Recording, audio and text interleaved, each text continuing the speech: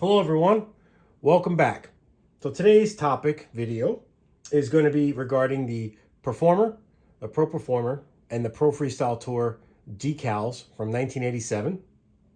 This is a very iconic year for GT.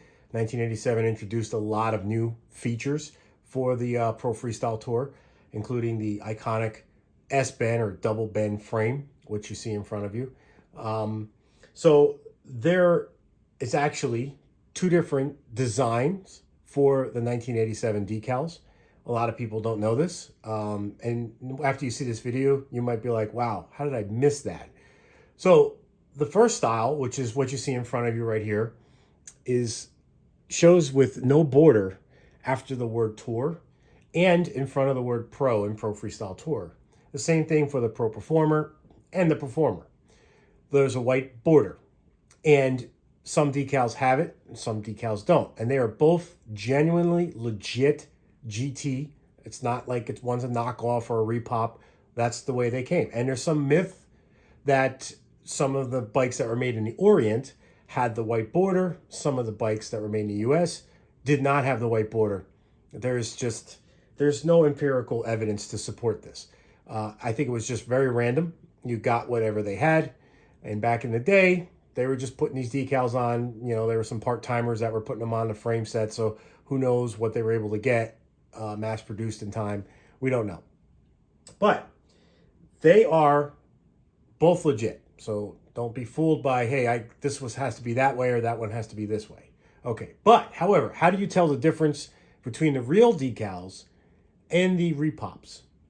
And the best way to do this is to look at the team model decal. And you'll see in this team model, the E and the A. The E has to touch the A in two places.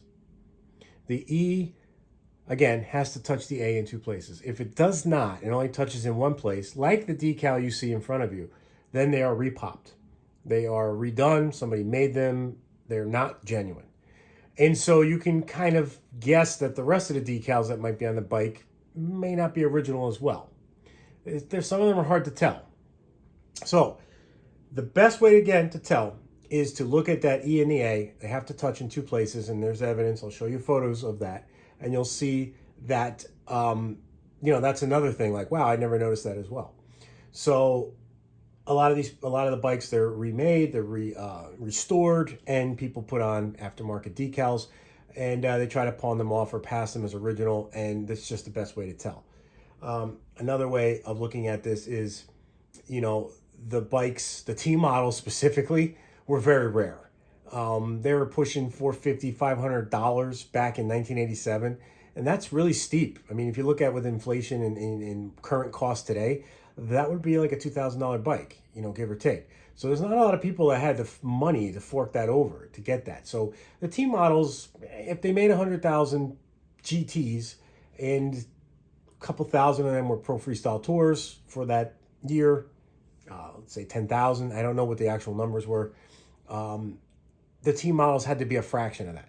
Maybe there were 200 in a year for the freestyle lineup. It's just that they were so expensive. It's not like they were in abundance.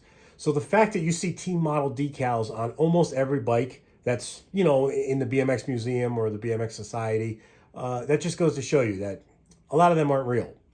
It doesn't mean that it's wrong. Hey, it's your build, it's your bike, you do what you want with it, but it's not original. So if you do see an original decal on there and the E and the A are touching in two spots and you have a good indication that it's a survivor, then you can kind of bank on the fact that it's real, it's legit. So anyway, that pretty much wraps up this video. Short and sweet, something you may have learned. Listen, hit that like button, subscribe. I got more videos coming, and put some comments down there. Let me know what you had back in the day, Dyno, GT, Harrow, whatever. Just let me know. I love reading that stuff. I love it. So, comment what you think on the decals, point out something I may have missed, and then we'll debate, we'll talk about it. So it's awesome. All right, so I'll catch you next video. Have a great day.